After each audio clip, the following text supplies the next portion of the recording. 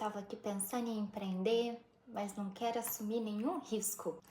Corta essa! Aqui é a professora Aline e essa é a nossa primeira lição de empreendedorismo e inovação.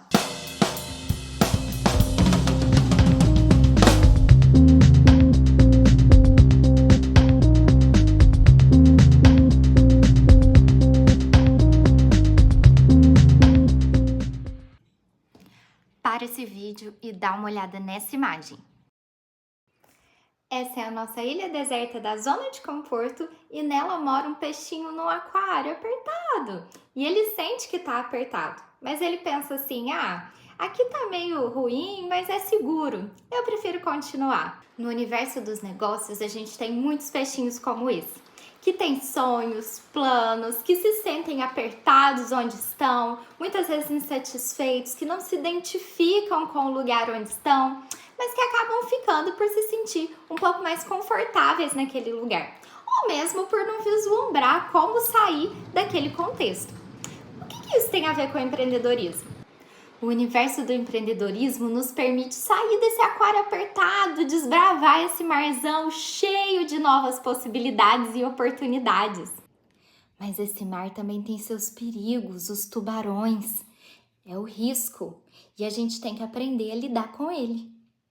O empreendedor é, portanto, a pessoa que vai assumir esse risco, navegar nesse mar, desbravando oportunidades, criando algo novo e aprendendo a desviar e se proteger desses riscos.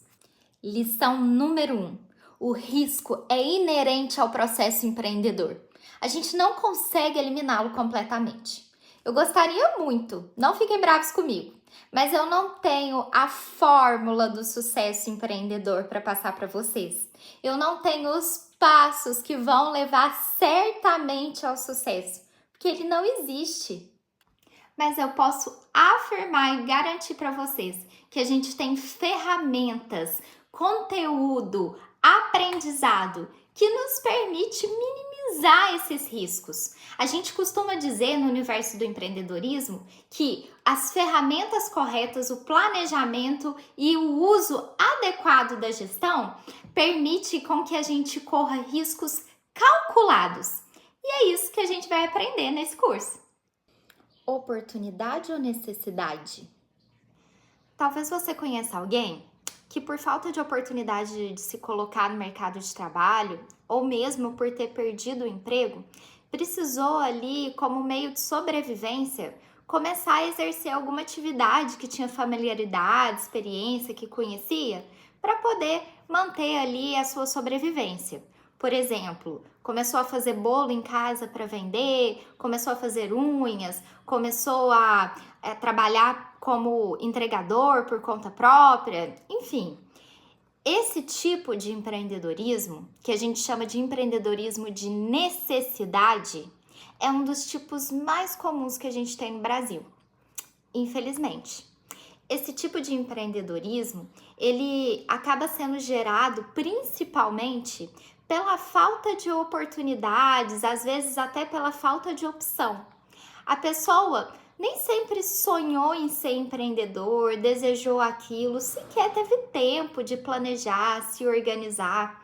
Fazendo uma analogia lá com o peixinho, é como se aquele peixinho tivesse sido jogado no mar, sem qualquer preparação. A gente deseja e espera que os empreendimentos eles possam surgir a partir do que a gente chama de empreendedorismo de oportunidade. Diferente do primeiro, no empreendedorismo de oportunidade, esse peixinho, ele estuda aquele mar, ele vai tentar entender o que tem ali, quais os possíveis perigos e quais as oportunidades também. Ele vai estudar rotas alternativas e aí sim, com planejamento e preparação, ele percebe oportunidades ali no mercado, lacunas que não estão sendo atendidos, possibilidades de melhoria e ele entra no universo do empreendedorismo por vontade, por desejo de fazer parte realmente desse universo. Viu só a diferença? A gente espera que o ensino do empreendedorismo no Brasil seja cada vez mais difundido, para que a gente possa ter um número cada vez maior de empreendedores de oportunidade e menor de empreendedores de necessidade. e inclusive que o ensino do empreendedorismo também possa fazer com que a gente seja agente de apoio e transformação para esses empreendedores que não tiveram a mesma chance, né, de planejar e de poder construir com segurança os seus negócios. É comum a gente ver pesquisas que mostram que o Brasil é um dos países mais empreendedores do mundo. O lado negativo é que quando a gente analisa isso a fundo, a gente percebe que existem ainda uma série de obstáculos para a gente conseguir transpor. Por exemplo, a gente tem alguns indicadores que estão entre os piores, por exemplo, a qualidade de capital humano, inovação de produto e processo e internacionalização. As nossas empresas precisam crescer e gerar impacto. E por isso o ensino do empreendedorismo ele é tão importante, para que esses empreendedores estejam preparados e cada vez mais capacitados para poder enfrentar esse mercado que é competitivo. A gente ainda tem um longo caminho a percorrer, mas o lado positivo é que o empreendedorismo aqui no Brasil ele é muito recente. Data mais ou menos do final da década de 90, quando explodiu o ensino do empreendedorismo no país. Antes disso, a gente praticamente não falava de empreendedorismo e criação de pequenas empresas. Isso devido a uma série de fatores, inclusive econômicos, que na época não eram tão propícios e fomentadores. Esse cenário ele começou a mudar em 1999, quando surgiu o programa Brasil Empreendedor. Esse programa ele é muito interessante porque ele buscava fomentar o empreendedorismo com um viés muito interessante, a capacitação. Então a gente estimulava o empreendedorismo a partir do ensino das pessoas sobre como empreender. Desse movimento vieram uma série de outras ações e inclusive a criação de entidades de apoio, como o Sebrae, por exemplo, que é uma entidade que tem um papel muito importante para apoiar e incentivar especialmente micro e pequenos negócios. O incentivo ao empreendedorismo traz consigo uma série de benefícios, como, por exemplo, a dinamização econômica. Ou seja, quando uma pessoa ela empreende, é natural que ela precise de uma série de recursos que ela vai adquirir junto a outras empresas ou outras pessoas. Além disso, ela tende a precisar de mão de obra, gerando assim emprego e renda. Esse movimento faz o dinheiro circular no seu entorno, o que a gente chama então de dinamização da economia, ou seja, desse fluxo, dessa movimentação econômica em torno dessas empresas. Além da promoção do desenvolvimento regional, o empreendedorismo também tem essa capacidade de melhorar a nossa qualidade de vida. Pensa só quantos produtos e serviços são gerados por meio do empreendedorismo, por meio da ação de inovar, de empreender. Esses novos produtos e serviços que são postos à disposição da sociedade trazem consigo uma série de benefícios. Eles melhoram tanto as nossas condições de trabalho, de estudo, como também, o acesso à saúde, à qualidade de vida, e tudo isso vai contribuir positivamente para que a gente tenha uma vida cada vez melhor. Essas empresas também vão pagar impostos que a gente espera que sejam revertidos em prol da sociedade. Além disso, algumas empresas também têm a capacidade de atrair outras para ficar ali próximas. Ou seja, outras empresas que percebem oportunidades para poder fornecer insumos, materiais, matéria-prima, estrutura logística ou mesmo atividades complementares. Tudo isso vai criando uma cadeia positiva naquele espaço e gerando com isso um movimento positivo de circulação de riqueza e de renda. Com isso, aquela comunidade começa a ter acesso a uma série de novas oportunidades, inclusive de desenvolver suas potencialidades locais. Sem contar que o empreendedorismo também pode gerar quebra de paradigmas, que são aquelas inovações, aquelas mudanças que vão mexer com a estrutura da sociedade que a gente conhece. Elas trazem um impacto tão significativo que a gente passa a ter alterações importantes aí nas nossas formas de trabalho e de vida.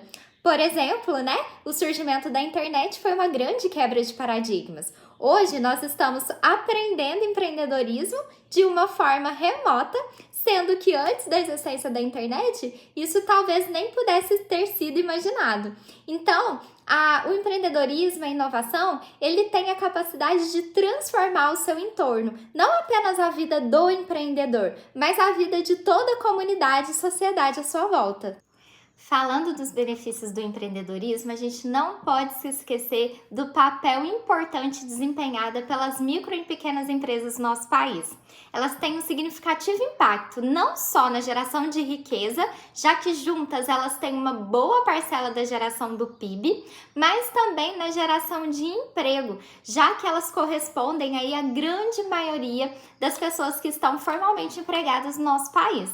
A gente também não pode esquecer que essas empresas elas estão espalhadas por todo o território, inclusive nos mais interiores.